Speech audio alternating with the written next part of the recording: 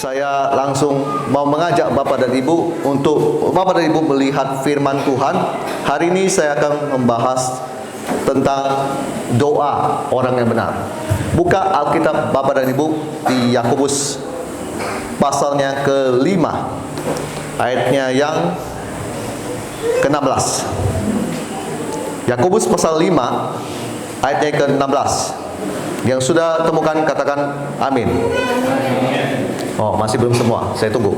Yakobus pasal 5 ayatnya yang ke-16. Sudah temukan? Oke, kita baca. Karena itu hendaklah kamu saling mengaku dosamu dan saling mendoakan supaya kamu sembuh. Doa orang yang benar bila dengan yakin didoakan sangat besar kuasanya. Amin. Ini firman sangat memberkati saya, dan firman ini juga menjadi sebuah penuntun bagi hidup saya, yaitu doa orang yang benar bila dengan yakin didoakan sangat besar kuasanya. Pak, Bu, kenapa orang sering berdoa dan kemudian doanya tidak dijawab oleh Tuhan? Nah, itu ada sebuah pertanyaan yang cukup bagus untuk kita renungan. Pak, Bu, saya teringat waktu saya masih seorang remaja, saya itu berpikir tentang Tuhan. Dan karena saya punya banyak persoalan, saya berdoa sampai saya merasa Tuhan tidak menjawab doa saya. Lalu pada singkat suatu hari, ketika saya kemudian bertobat, Tuhan bukakan saya ayat ini, firman ini, dan saya butuh waktu yang cukup lama untuk saya belajar tentang doa. Nah, Bapak dan Ibu, persoalan orang Kristen hari ini saya lihat banyak terkait dengan masalah doa tidak dijawab oleh Tuhan. Maksudnya saya melihat itu adalah suatu yang pada akhirnya kita hamba Tuhan harus mengajar kenapa doa Anda itu tidak dijawab oleh Tuhan. Saya tidak mau mengambil kesimpulan seperti orang-orang hamba Tuhan yang lain yang selalu berkata, oh, kalau doamu tidak dijawab berarti belum, tidak, nanti. Saya nggak mau berkata begitu.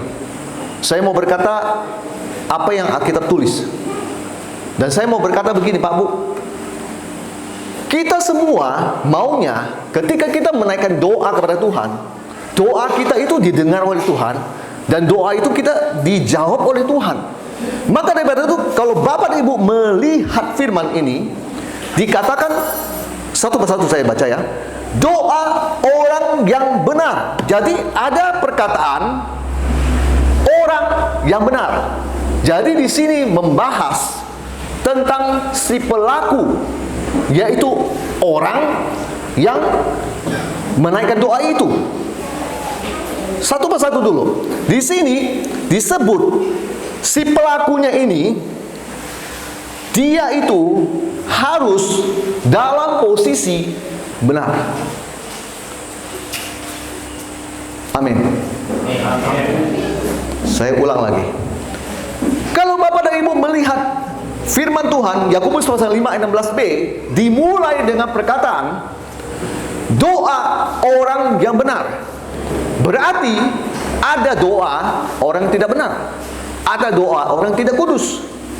Nah, di sini saya meneliti bahwa doa itu dijawab oleh Tuhan kalau si pelaku doa itu adalah hidupnya benar di hadapan Tuhan. Haleluya.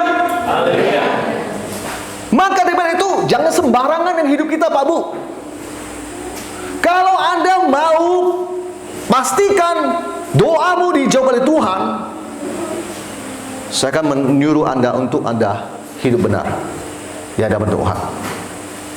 Hidup benar di hadapan Tuhan. Jangan main-main. Jangan maaf, Tuhan iya, dukun iya. Aduh, Tuhan iya, judi iya. Mana ya? Kalau Anda mau doamu dijawab oleh Tuhan, pertama-tama pastikan kamu yang berdoa Bapak Ibu terkasih yang berdoa, kamu sebenar di hadapan Tuhan. Benar berarti kita melakukan firman Tuhan. Apa itu firman? Ya semua yang tertulis. Jangan membunuh, jangan berzina, bla bla bla dan sebagainya. Pak Bu, persoalan pertama bahwa doa tidak dijawab oleh Tuhan karena yang berdoa ini tidak punya kehidupan yang benar, sehingga Tuhan adalah Tuhan yang benar. Melihat orang tersebut yang tidak benar, Dia nggak akan menjawabnya. Tuhan kita Tuhan yang kudus loh Pak Bu. Saya ingatkan Anda, Dia itu nggak tahan dengan dosa. Jadi kalau Anda terus berkubang di lumpur dosa, maka saya mau bilang, kamu nggak akan bisa mendekati Dia. Doamu nggak akan tembus ke Dia, karena Dia itu kudus. Dia itu luar biasa. Pak Bu, bayangkan seseorang dia nggak sadar, dia terus dengan dosa dia dan kehidupan dia yang bebal, dia menaikkan doa ke hadapan Tuhan. Tuhan gimana mau jawab dia? Dia nggak benar. Dia nggak benar. Jadi poin pertama dari Yakobus pasal 5 ayat 16b, pelaku firman. Orang itu pelaku firman. Orang itu sebenar di hadapan Tuhan. Orang itu harus melakukan firman. Yang kedua, poin yang berikutnya. Di sini tidak berbicara si pelaku doa itu hanya butuh satu, dia benar. Tetapi poin utamanya, si pelaku doa harus hidup benar. Baru yang kemudian dikatakan begini, bila dengan yakin didoakan. Jadi ada juga tidak yakin didoakan. Bagaimana Bapak bisa tahu? Saya tahu. Kalau orang berdoa misalnya untuk kebutuhan anak sekolah yang mau kuliah, ya kan? Kira-kira anaknya udah SMA kelas 3, mau kuliah dan butuh dana yang besar. Pak Bu, di sini Anda tidak punya pilihan kecuali Anda percaya. Kalau Anda mau berdoa, Anda nggak punya pilihan. Di Yakobus ayat yang awal dikatakan, kalau orang yang mendua hati, jangan berharap dia dapat sesuatu dari Tuhan. Artinya sebelah sini tidak, sebelah sini iya, nggak akan dapat apa-apa. Saya diajar oleh Tuhan, kalau saya berdoa, saya harus yakin dengan apa yang saya naikkan di hadapan Tuhan. Kalau persyaratan pertama, hidup saya sudah benar di hadapan Tuhan. Yang kedua, bila dengan yakin didoakan. Ketika saya dalam posisi hidup saya sudah kudus, hidup saya dibenarkan oleh darah Yesus. Saya nggak pernah mau apa ya Pak Bu, gini Pak Bu. Kalau Bapak dan Ibu berkata, oh saya tidak melakukan ini, tidak melakukan ini, tidak melakukan ini. Tetapi maaf kata, satu saja. Kau terima uang pembangunan gereja dari pemerintah, 50 juta. Tapi kamu sunat 5 juta untuk kebutuhan dirimu sendiri. Kamu sudah nggak benar. Kamu sudah nggak benar. Saya mau kasih tahu Pak Bu, banyak orang menganggap dirinya sudah benar, tapi dia Tuhan yang lebih tahu. Kalau kita ada posisi kita sudah benar di hadapan Tuhan, Anda ketika Anda berdoa, Anda harus yakin dengan apa yang Anda ucapkan itu di hadapan Tuhan. Ketika Anda yakin, nanti Anda lihat sesuatu akan terjadi. Saya ajak Bapak dan Ibu loncat di Yakobus pasal 5 ayat 17 dengan baik. Elia adalah manusia sama seperti kita, dan ia telah bersungguh-sungguh berdoa supaya hujan jangan turun, dan hujan pun tidak turun di bumi selama 3 tahun dan 6 bulan. Itu saya sudah tahu ceritanya. Saya yakin Bapak Ibu juga sudah tahu ceritanya. Di satu raja, nggak usah dibuka, satu raja-raja pasal 17 ayat 1, Elia berkata, tidak akan ada hujan kecuali kalau kukatakan. berani benar orang ini. Kecuali kalau ku katakan, hebat ini orang. Di 1 Raja-Raja pasal 18 ayat 1. Setelah 3,5 tahun, firman Tuhan kepada Elia, suruh dia perlihatkan diri kepada Raja Ahab. Dan Tuhan Allah berkata, aku hendak memberikan hujan ke atas muka bumi. Baru setelah itu baru hujan. 3,5 tahun tidak akan ada hujan kecuali kalau ku katakan. Ini orang luar biasa. Saya belajar dari orang ini orang biasa. Bapak dari mana tahu? Nih, 17. Elia adalah manusia biasa, sama seperti kita, Bapak dan Ibu terkasih. Dari sini saya punya keyakinan dia nggak lebih-lebih dari kita. Sama. Persoalannya, saya tarik garis ke belakang lagi. Sudahkah Anda hidup benar di hadapan Tuhan? Sudahkah Anda melakukan firman Tuhan? Sadarkah Anda ketika Anda menaikkan doa kepada Tuhan, Anda harus hidup benar dulu. Anda harus benar dulu. Kalau Anda tidak dapat doamu, jangan komplain sama Tuhan, jangan marah sama Tuhan dan bilang, Tuhan saya sakit gak sembuh. Lebih baik sabar dulu Pak Bu. Introspeksi dirimu dulu sendiri. Minggu ke gereja aja perlu disuruh. Ada haknya Tuhan perpuluhan, nggak mau dikasih. Pendeta bicara uang terus. Pak Bu, saya kasih tahu Bapak dan Ibu, saya hamba Tuhan.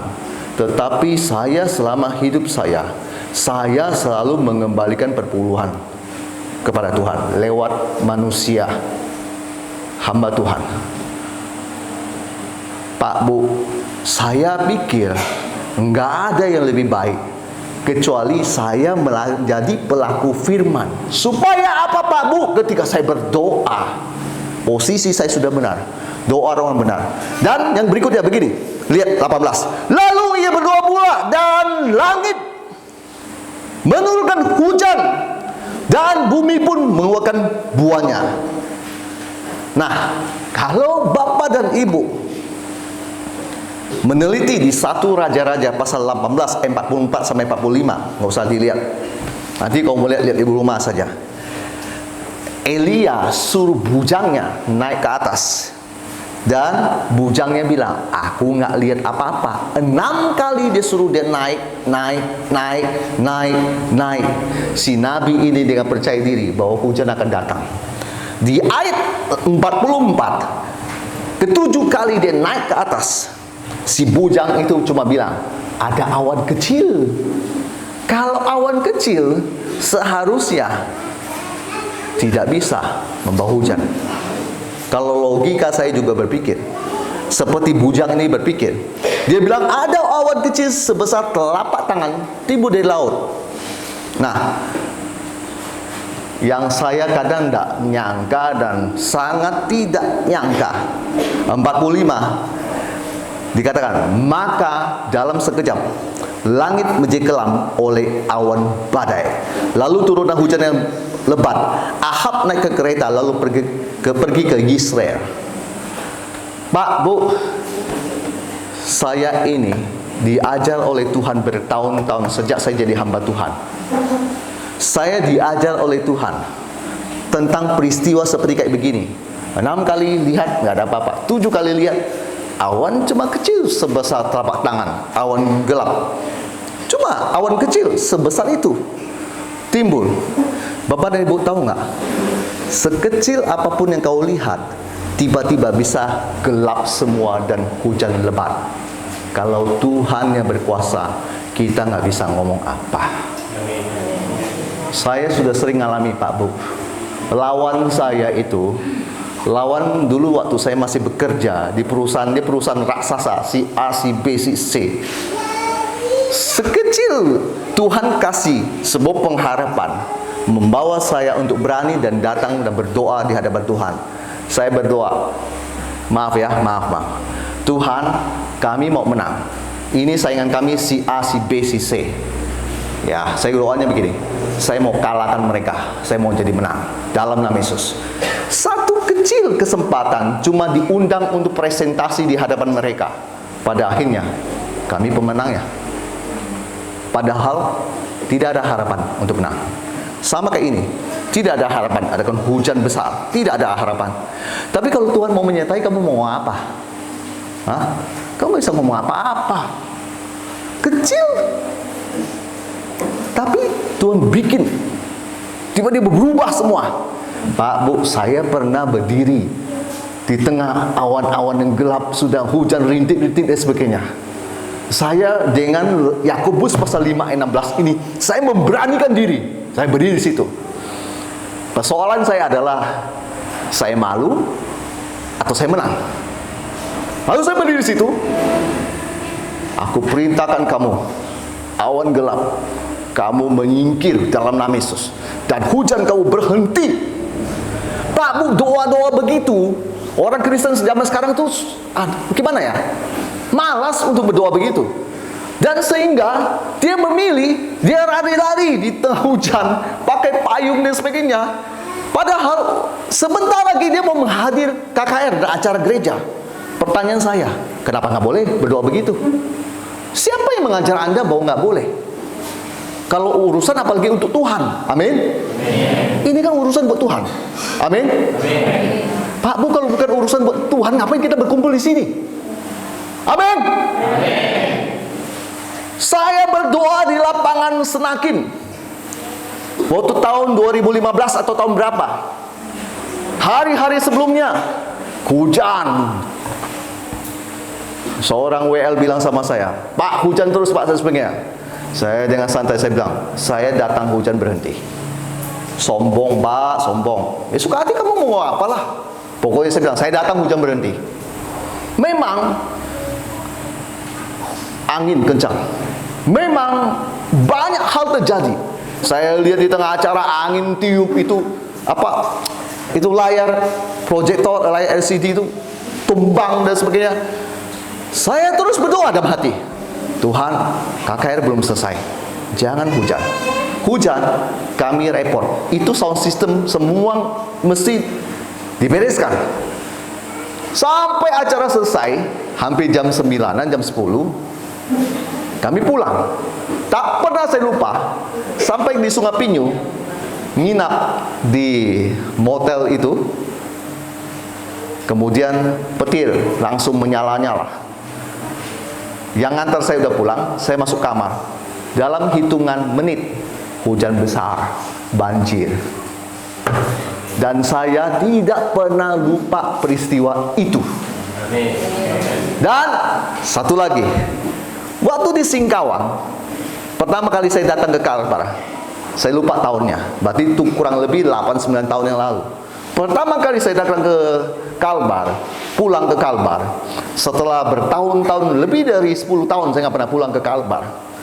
Saya pulang ke Kalbar, saya mengadakan KKR pertama saya di Gedung Sanmon. Waktu itu saya masih ingat dengan betul, 8-9 tahun yang lalu itu kering, tidak ada hujan. Sampai ke Pontianak manapun tidak ada hujan. Itu 1,5 bulan panas, saya minta ampun Pak, Bu. Di Singkawang khususnya panas sekali. Saya ucapkan kata ini, Tuhan, kami minta. Jadi kan banyak hadirin, kami minta hujan turun dalam nama Yesus. 2 hari setelah saya berdoa, hari ketiga saya pulang di Pontianak, ditandai dengan hujan turun. Setelah itu hujan terus. Dan saya nggak pernah lupa dengan peristiwa itu. Bapak dan Ibu bilang kebetulan, saya akan menjawab Anda, terlalu banyak kebetulan kalau gitu. Kembali yang tadi, Yakobus pasal 5 ayat 16b. Doa orang yang benar bila dengan yakin didoakan. Jadi kalau Anda sudah dalam posisi Anda orang benar. Yang berikutnya, kalau berdoa harus yakin, kalau berdoa harus percaya, kalau Anda berdoa, Anda harus ada optimis bahwa kuasa Tuhan akan terjadi dalam hidup Anda. Amin. Alkitab mencatat terakhir sangat besar kuasanya.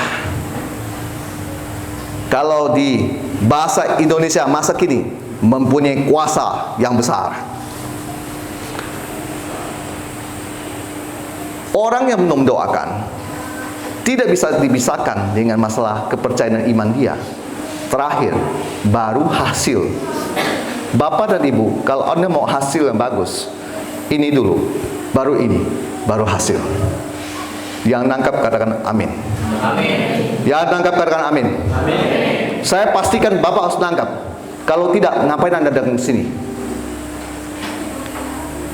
Saya bahas sekali lagi. Pak, Bu, jika Anda sudah tahu posisi Anda yang mendoakan, kalau hidupmu selama ini tidak kudus, kuduskan dirimu. Perbaiki hidupmu. Ubah gaya hidupmu. Kalau selama ini Anda merasa Anda bukan pelaku firman, mulai bertobat, mulai mau berubah. Pak, jangan singgung-singgung dosa. Justru saya mau singgung. Kamu mau apa? Kalau kamu nggak mau kita ubah dengan firman Tuhan, percuma Anda doa, Pak, Bu. Saya kasihan Anda doa, nanti Anda nggak dijawab oleh Tuhan. Posisi kita harus, Pak, Bu, benar di hadapan Tuhan. Dan kemudian bukan cuma benar, ketika kamu menaikkan doa, kamu harus yakin, kamu harus percaya, kamu harus optimis, dan bukan mengandalkan iman orang tuamu yang pendeta, tetapi mengandalkan dirimu sendiri dengan keyakinan yang penuh di hadapan Yesus. Sebentar, tunggulah. Kuasa mujizat itu akan nyata dalam hidupmu. Karena Alkitab sudah berkata, sangat besar kuasanya. Kenapa sangat besar kuasanya? Yaitu tadi, orang yang benar dengan yakin didoakan.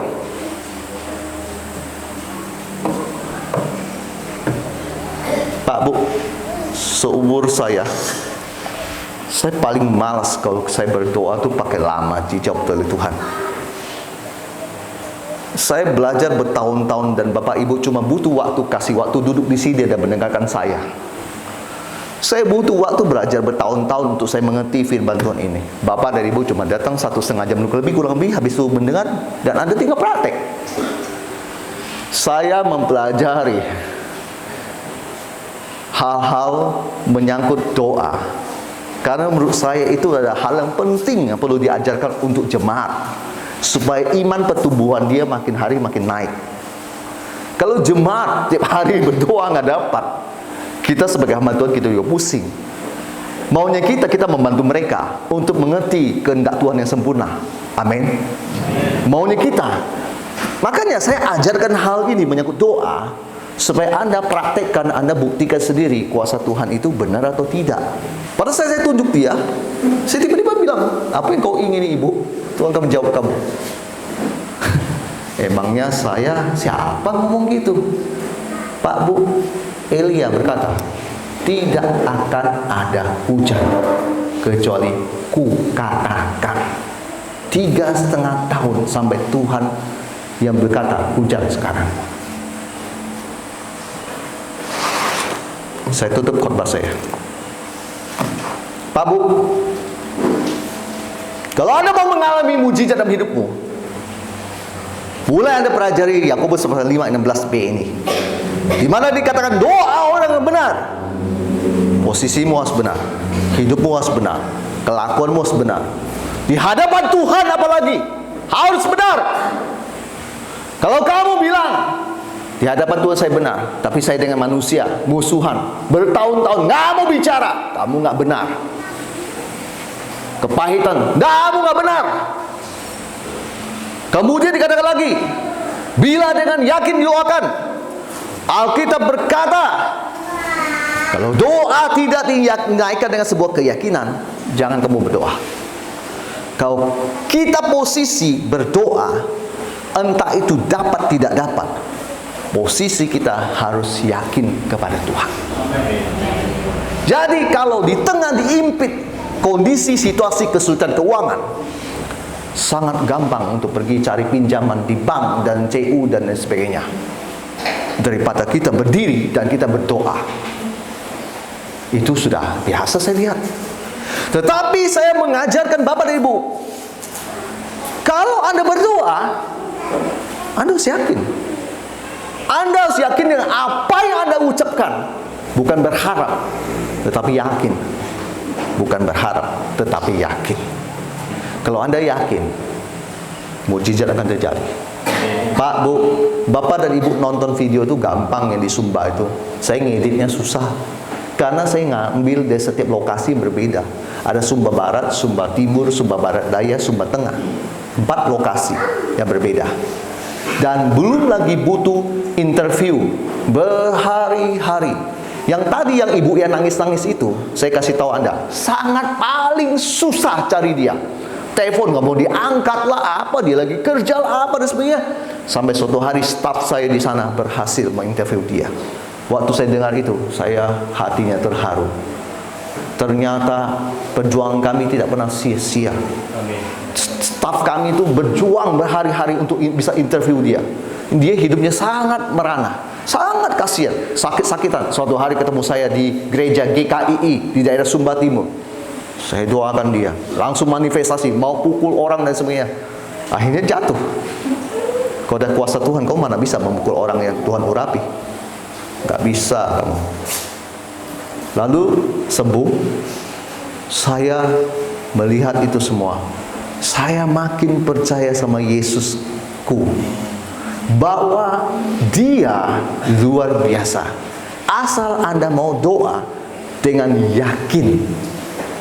Kemarin dalam perjalanan saya ke sini, sekian lama dalam perjalanan mulai dari Singkaung, Bengkayang, Sagauledo dan sebagainya, tiba-tiba sakit di sini. Pak, saya kan manusia, Pak.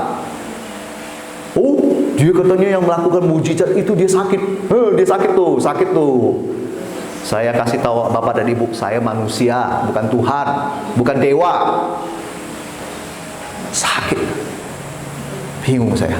Istri saya bilang, "Mah kamu tuh. Oke. Minum 1 biji, 2 biji obat." Saya diingatkan dengan doa. Kau doa, harus yakin. Saya ngajarin jemaat. Sekarang saya harus belajar juga. Dan iman saya dinaikin. Tidak sakit. Sembuh.